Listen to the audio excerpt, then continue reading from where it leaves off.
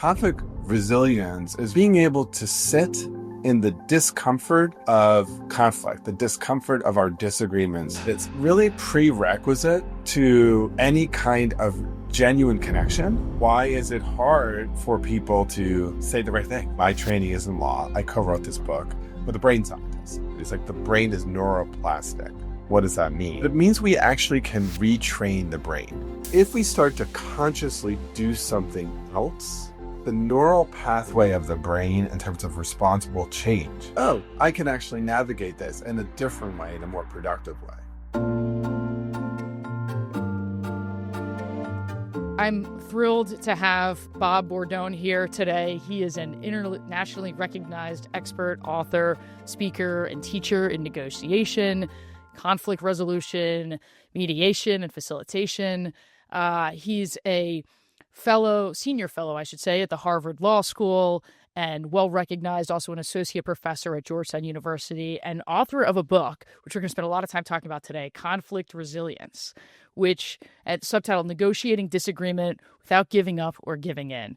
And I got to say, this book is so incredible, and I think in many ways foundational to the concept of say this, not that.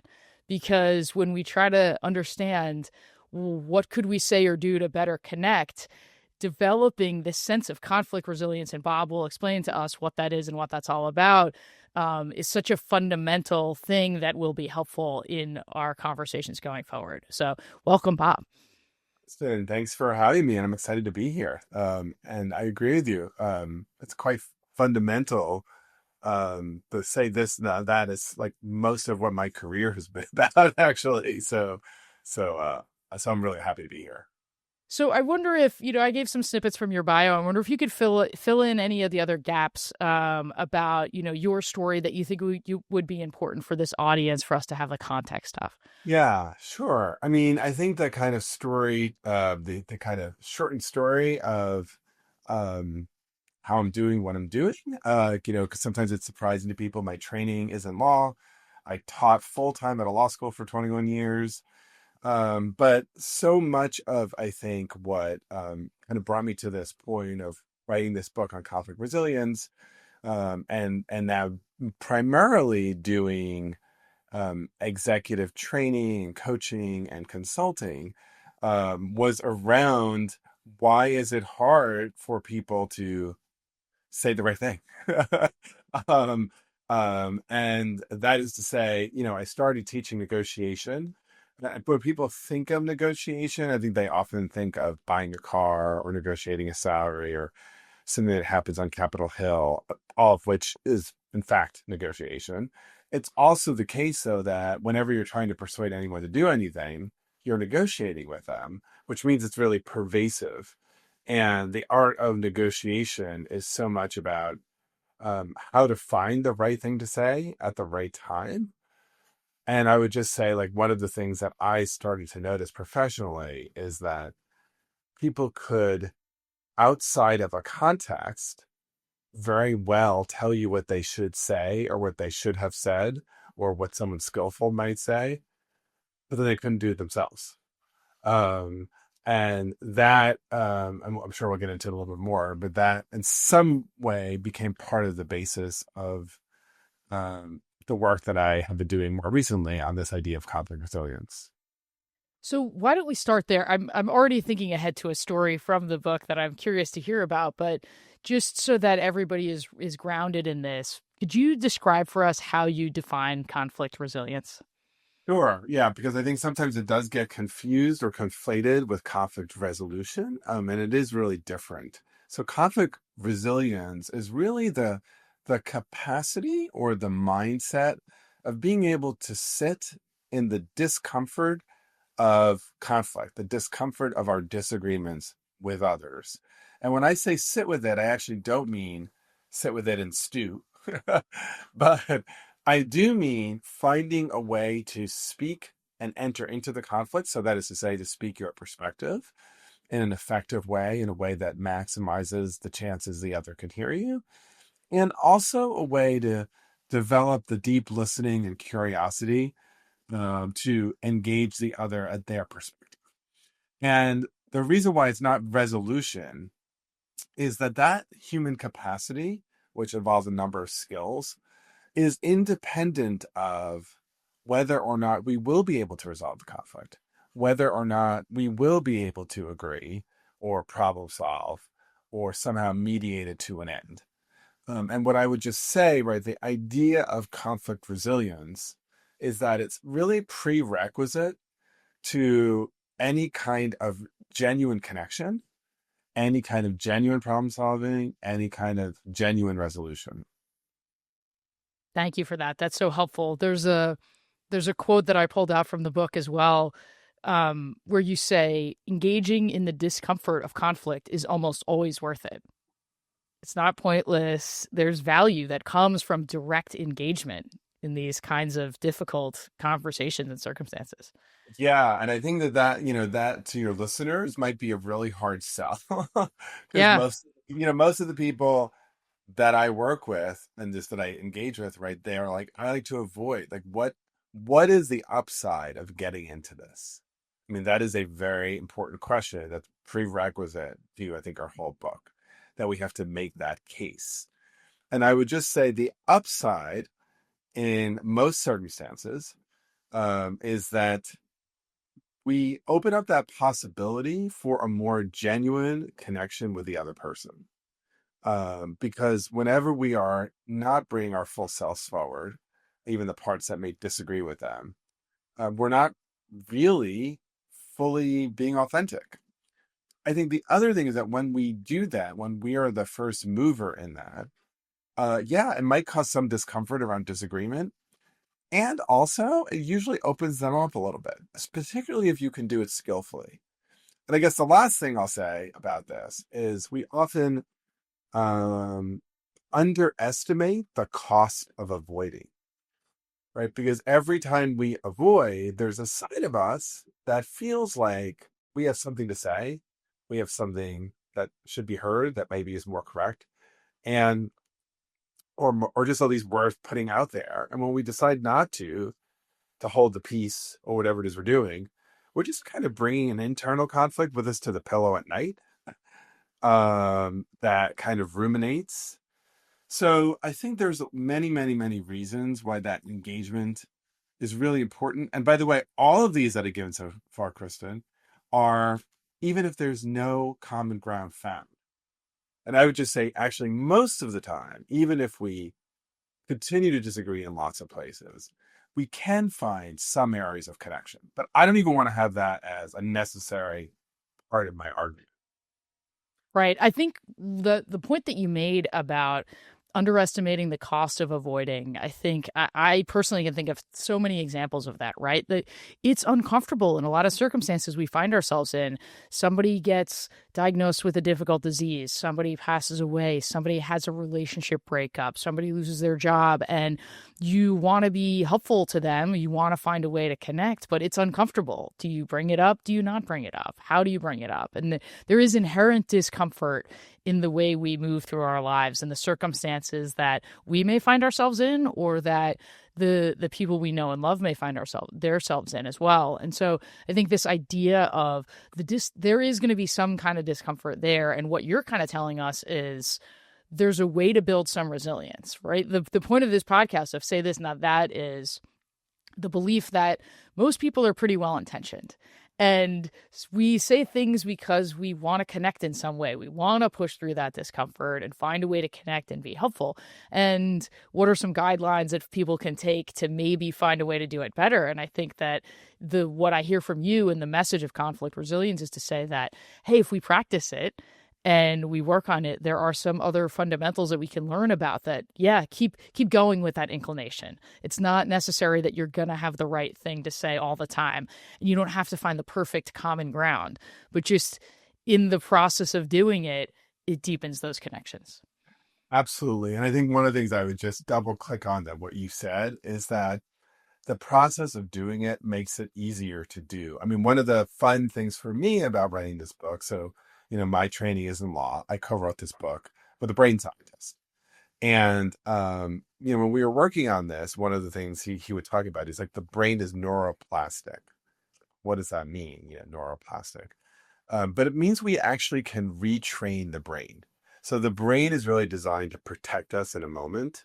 That's why many of us, flee conflict, and some of us fight in conflict. But if we start to consciously do something else, the neural pathway of the brain in terms of response will change, presuming, of course, that when we do the thing, we're not, killed. Right. But here's the thing, right? The brain has developed, from thousands of years ago when maybe there was an existential threat.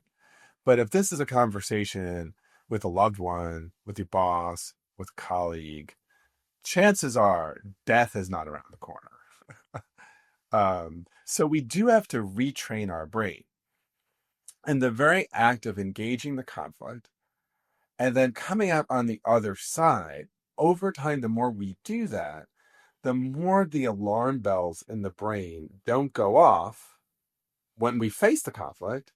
And the more we see, oh, I can actually navigate this in a different way, in a more productive way. So there's an actual retraining of the brain that's going on, that neuroplasticity, which, of course, in the beginning, it's going to be hard. I mean, one of the things that I have often found, both in my own life and also just working with people, is that my fear of that hard conversation is almost always, not always in fairness, right? But almost always far worse than the actual conversation itself.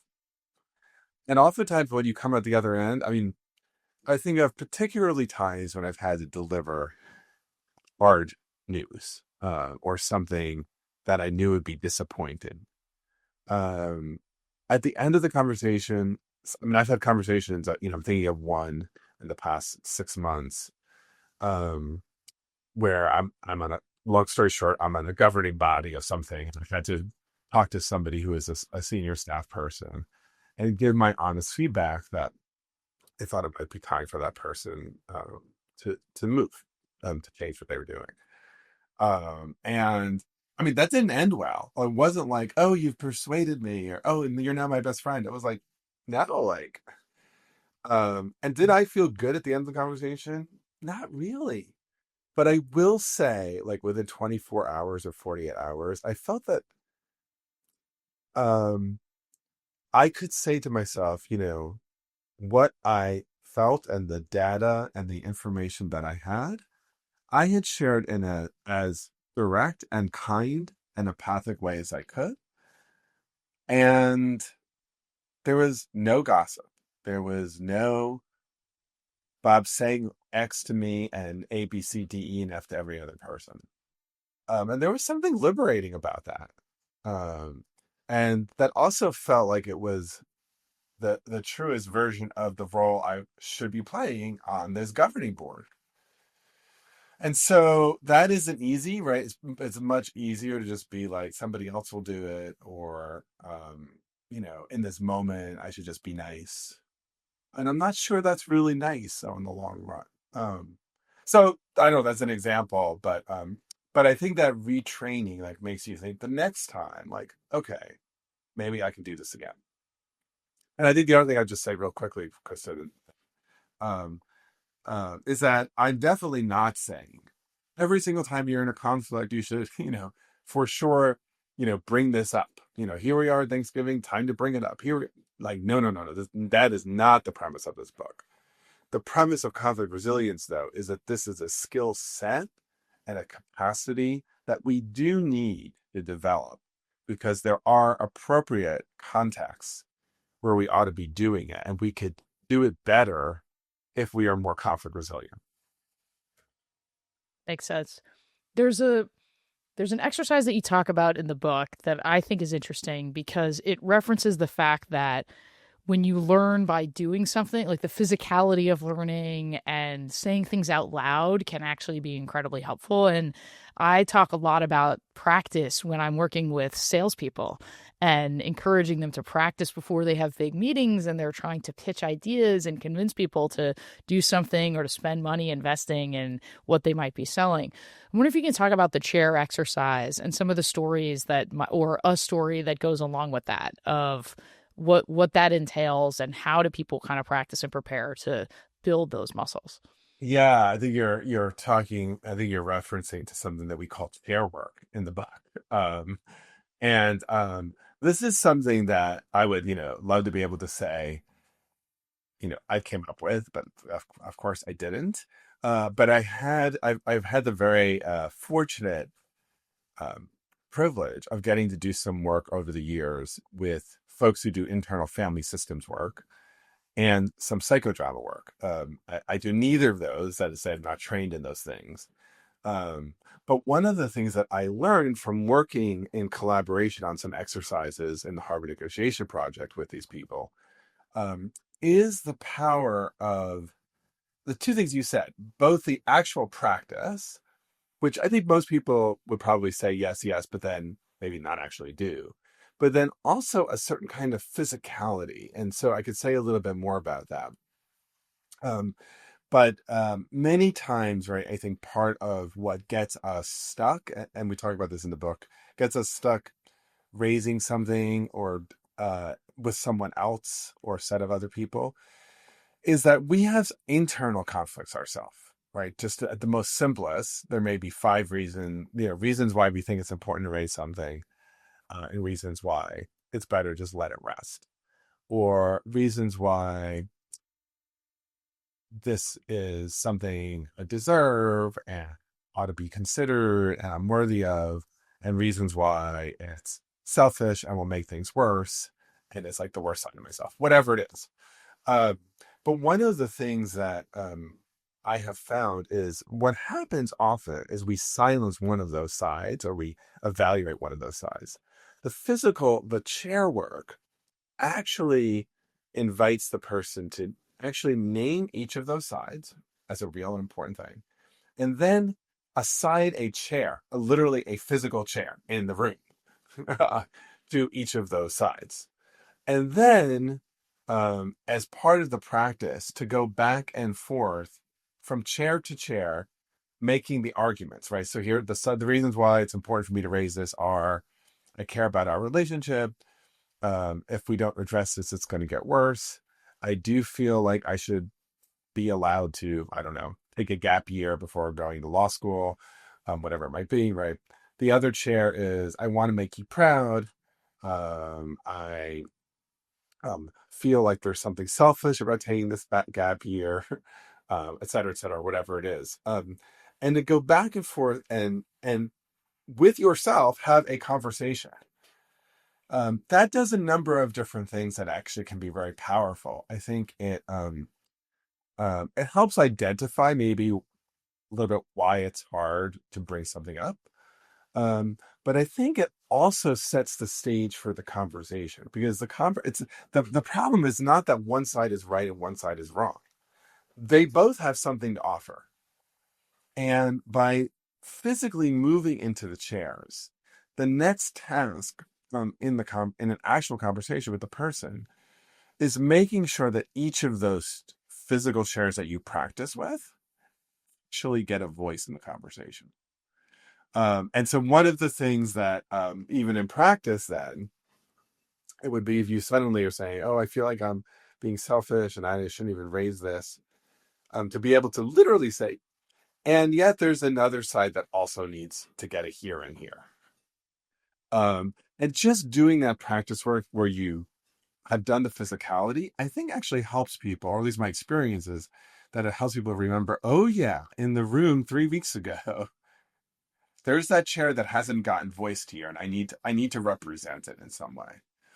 I would just say the other thing, and this is, I guess, a way in which my lawyer training has helped a lot, is one of the things that I notice a lot around assertiveness is that people who could be very assertive on behalf of, a client or somebody else they care about can be extremely bad about being assertive about themselves. And just a cure around this, right, is to remember if you do, again, that physical moving of the chairs, now you're in the room with the other person. Part of your job is to represent that chair. And you have failed if you have not given that chair a voice. So, yeah, I love the physicality piece of it. I think there's all sorts of other really helpful ways that both the practice piece, which I think is critical, and the physicality can come together. And I think practice, I myself at times will say, oh, I have a sense of what I would say, good enough. But that is never as good as if I get somebody to say, can we actually do it together? I just learn things from the practice about how to do it better. Right. And I've seen that on so many different levels. I agree with you wholeheartedly that you can think about what you're going to say and you can think that you have it all together. And especially if you're somebody who presents often, I know folks that tend to script things out line by line. Some people tend to script it out by bullets. But until you've said it out loud and heard yourself say it out loud or feel yourself saying it out loud, it's different. You don't realize the pacing or the cadence or the word placement, or you come up with different ideas. And so the best case is if you can have somebody be an audience for you and react and see what those reactions are. But even if you don't have that, we all have phones and laptops and all kinds of things now where we can record ourselves, audio, video, and do it with and without the sound and with and without the video. It's so helpful, and it feels cringy. All of these things feel awkward, right? Like you're saying, set up 2 or 3 different chairs in the room and get up and walk around and sit in those chairs. That doesn't feel normal for people to listening to yourself or watching yourself on video is not normal. It doesn't feel even for people like us that are on podcasts and do these things, it's still not normal. It's still cringy, but by doing it, it's what makes all the difference. And so I would encourage everybody to just try it, especially for those important conversations, whether it's at work, like you just said, where maybe you have to let somebody go or give them some really difficult feedback, whether it's in your relationships, right? Maybe you're dealing with a parent trying to ask about a gap year before law school, like you said. Maybe you have aging parents and you're trying to talk about assisted living facilities or moving out of a big house and piece of property that's no longer easy to care for. There's all these different kinds of circumstances you may find yourselves in. And even though it feels weird, like the thing that actually would get you through is doing these this work, whether it's the chair work or recording yourself or any of those things. Totally. It's funny, for many years, Kristen, I taught a 5-day exec ed class at Harvard Law School. The days when lawyers will spend 5 days in executive education are long gone, I'm sad to say. But when you have 5 days, one of the things we were able to do twice during the week is video record people doing a negotiation. And then we would sit down with them and do feedback with them. That is much harder to do in a 2-day course. But I still actually do some, with some of my clients, some intense video recording exercises. The funny thing about this, though, to me, when I was doing this course, and we'd have all these teaching assistants and they'd be meeting and giving feedback and people and across the board, people would say, oh my gosh, this is awkward. I hate this. It's so terrible. Da, da, da. And then at the end of the week, this is always really funny to me, because this is a pretty person intensive endeavor. When you have 140 people in a week-long class, you have to have a lot of trained teaching assistants to sit in video reviews. But the feedback would be, I would have liked to have had more video review. So it's like, oh, it's so interesting, And I'm always like, oh my gosh, we did this with you twice in this week. You wanted more. But it's like T1, I don't want to do this. This is terrible. This is painful. End of the week, filling out the 4 more of this. But I think there's something telling in that too. Well, and the last thing I'll say about that before we move on is there's so much amazing technology we have now, right? Yes. Whether it's Zoom, Google Meet, et cetera, turn on the transcript. And you can, even if you don't want to watch the full video, you can get a look at what you're saying and how you're saying it. And what I find if I'm working with someone one-on-one is that I'll often ask permission to record it because I may react to something that they've said and I say that, or I'll ask them a question to prompt them to frame something differently. And they may say something brilliant. Yeah. And then I'll reply that, do it like that. And they go, what did I just say? Yeah. Yeah. So right. And then you have it. That part of this is not just the cringe factor. Part of this is to capture your brilliance is what I would encourage people. Yeah. Yeah. 100%. To recognize.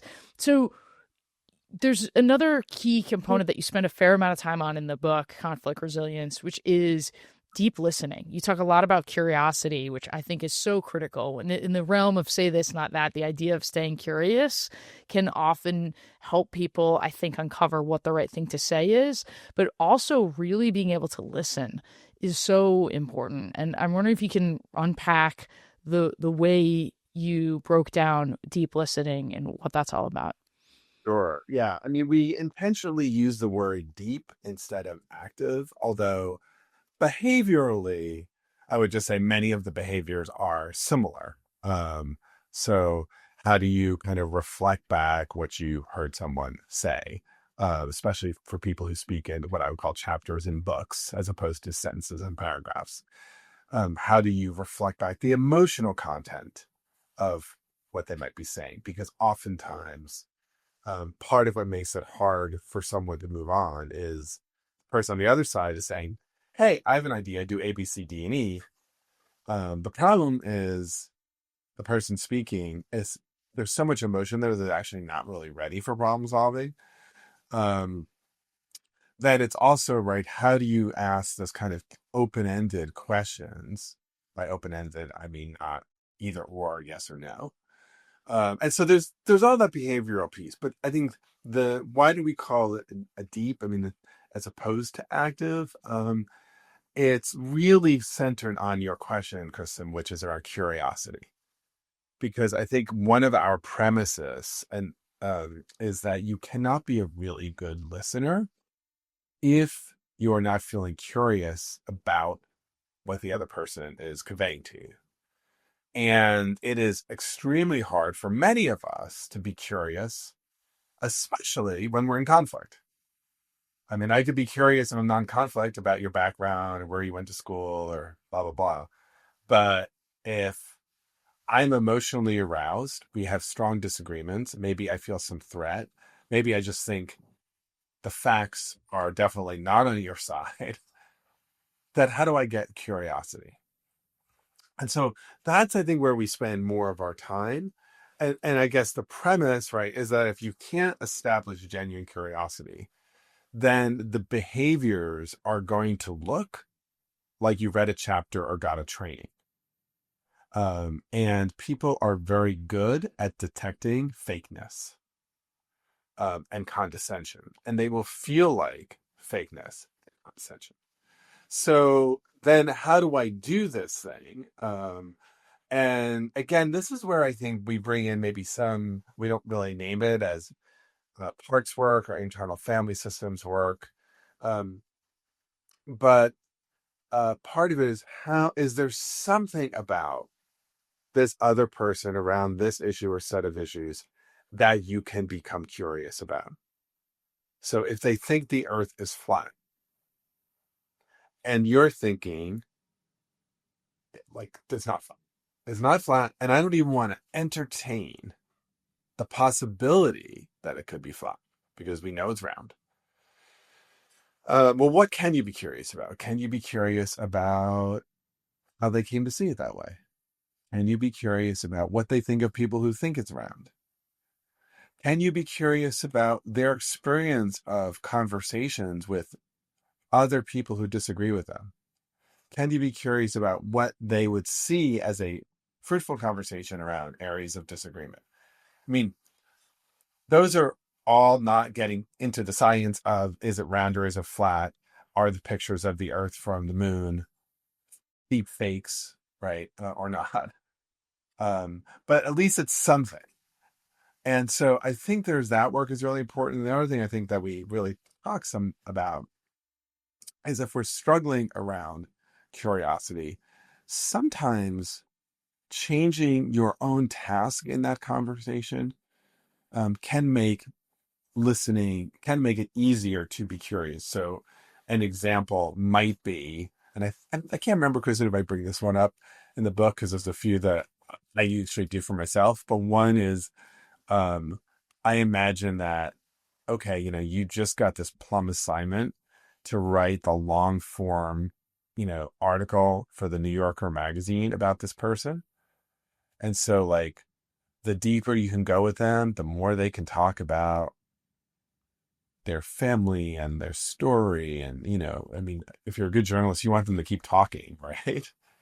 The better it is. If I could be like, okay, I'm like the New Yorker reporter who's like got the plum assignment. Suddenly I'm much better about, oh, say more about that. Oh, you asked this, right? And so sometimes changing your own role can help kind of give you what you need to get curious. So anyway, that's probably more than you wanted. It's a long answer. Sorry. No, that's great. No apologies whatsoever. I think that's great. I wonder if you can comment a little more on the changing the assignment. Certainly sounds like it can be helpful. Are there other tactics that you use to calm your emotions in some of those conversations, right? Because I can imagine if let's say you're talking to somebody whose opinion is about flat Earth or other sensitive topics. Maybe somebody has opinions about vaccines, about gun possession in the United States. All kinds of things like that can be really hot topics if you've had very personal experiences on the other side of things, Yeah. one way or another. So, in order to get to that state of staying curious, there's something about being able to have that resilience that you talk about in the face of this, Yeah. Yeah. And more this could be, tense interaction. yeah. Yeah. I mean, it can be very, very hard. So, another thing that I have sometimes done, and I think this can sometimes be done verbally and sometimes just been done in your head. And if in that moment when you want to say, yeah, but, we've been using vaccines for, vaccines are what got rid of polio, vaccines are what, right? Whatever it is, whatever your yeah, but phrase, in that moment, to be able to just name to yourself, there's a side of me that really wants to share this thing right now. And there still is a side of me that has a few more questions. I'm going to put the side of me that wants to say something into the lockbox. I have the key and I will come back to it. And let's just do this for a few more minutes. That sometimes that can work. The other thing that related to kind of verbalizing, the way I might verbalize it is to say something like, there's a side of me that really wants to disagree with you now, tell you why I see it totally differently.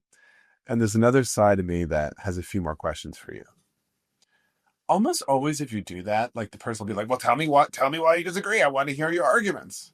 I want to hear them. And then just the thing you don't want to do there is start giving the arguments. The thing you want to do there is to say, I promise you, I will tell you. Can I just ask a few more questions? Or I just want to make sure I understand a bit better. But the verbalization of that sometimes just takes the edge off, right? It just takes the edge off. And the thing you don't want to do is get looped into then doing the argument, right? So those are like a few hacks that I think can be highly effective. I like that. I like that verbalization. It's very similar to something that I'll tell people and leaders sometimes, which for me I was calling it narration, but I think it's very similar, which is say just verbalize the process part of it. Oh, when you said this, as you just described, Bob, when you said this, I can think of three other things that I want to tell you that are the counter argument. That's my inclination to do that. But I would like to continue with a few more questions. Yeah. Or if you're dealing with a leadership situation, right? I can imagine that you guys are curious about this acquisition that is on the table or these other things that we're working through. I can't give you that information right now, but we will circle back to this feedback and sort of tell people we're going to be meeting with the teams later this week or whenever the case might be. And so we'll get to it as opposed to just not addressing it and letting it go unsaid. Sometimes just saying what the process is or what your process is in your head can actually surprisingly be helpful in working through this stuff. It really is. Yeah. It's stunning. And I mean, it's funny now that I've been doing that or coaching that so long, I wouldn't even say surprisingly, but I do think if you're hearing it for the first time, it sounds surprising, Yeah, because it seems so simple. Why would I actually say what I'm thinking? But when you ask people, how are you going about this? What's the process for doing this? And then they verbalize it, it makes more sense. It makes people feel calm. It makes people feel like they're along for the ride. yeah. And it seems as if, well, you don't have an answer, so why should I say anything? Actually, talking about the process along the way to that answer can earn you stronger connections with the people that you're working with. Yeah. And I think one of the things that, I mean, it's interesting. One of the things that you're kind of raising here, what you're doing is kind of slowing the whole conversation down, by kind of making that process move. And I think that one of the advantages of becoming more conflict resilient and sitting with the discomfort of the conflict is also a slowdown of the conversation. And I think that's also where the brain science piece is so important, because when we take a pause, where in addition to kind of it being a de-escalation move, which it also is giving both our brains and the other person a chance to redirect, right? With that moment when we're in that, what we call in our book, limbic irritability, when the kind of frontal lobe parts, the more cognitive parts, are irritable. They're being overridden by the chemicals that are coming from the amygdala, which is the more emotional center. That naming to ourselves and that pausing actually reduces the amount of time that our frontal lobe is overrun by the amygdala, and allows us to do something more purposeful. And there's a whole bunch of research on this, and people like Matt Lieberman at UCLA and my co-author Joel Salinas, and but so one of the things is funny, when we first wrote our book proposal, the title of our book was Conflict Resilience, and it obviously ended up Conflict Resilience. But along the way, one of the ideas that we had was to call it pause. And at the end of the day, we didn't do that. But I do think a strategy for dealing with conflict and becoming more resilient and more effective at how do we respond is related to a pause, which is different from avoidance. But it's just kind of that slowdown, that kind of de-escalate ourselves and the other. Right. And that can be the say this, right? The thing to say is pause. Yeah, totally. Silence is a thing too. Yeah. Yeah. It is a thing. Yeah. And like effective use of silence. I mean, there's all of this research on this. Jared Curhan, who's a professor at MIT Sloan, has done negotiation related research, which has shown that silence actually increases the likelihood that people will find what is called Pareto optimal, or the most value maximizing gains in a negotiation. And so, it can be used in really powerful ways. And for some of us, that's really hard. I mean, I would definitely put myself in that bucket, because I'm somebody who, if there's silence, I feel like, oh my gosh, something is wrong and needs to be dealt with. And I always admire those people who kind of they seem like very zen. They kind of just take a step back. So that's something I need to work on. But I do see that when I do it, I'm better. And when I say better, I just say something more productive, more, true, more productive, more effective than react. Makes a ton of sense. Yeah. Yeah. Also, sometimes I think you need silence to, you have some great examples later in the book about questions and how to ask questions. And, we talked a little bit about the importance of open-ended questions when it comes to the deep listening. But I think that probably ties in with silence as well, right? Because leaving silence for people to answer questions, if you're going to ask open-ended questions, we don't necessarily have those answers right away. And we have to get curious in the response, be curious in the asking. And so I wonder if you could say a little bit about questions, what you've learned, and do you have any that you find yourself, after all the research that you did for the book, do you have a handful of questions that you find are particularly useful in different situations? Yeah. So I love this question. So, I mean, I don't know if any of these are going to be like super insightful or new, but just broadly in the open-ended world, right? Variations of say more. I also appreciate there's a lot of people who do not like say more. I've gotten feedback through the years that say more feels offensive or abrupt.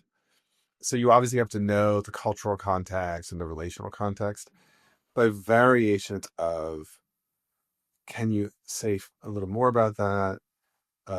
Can you hum a few more bars about that? Here's an area where I'm feeling stuck. What are your reactions to this?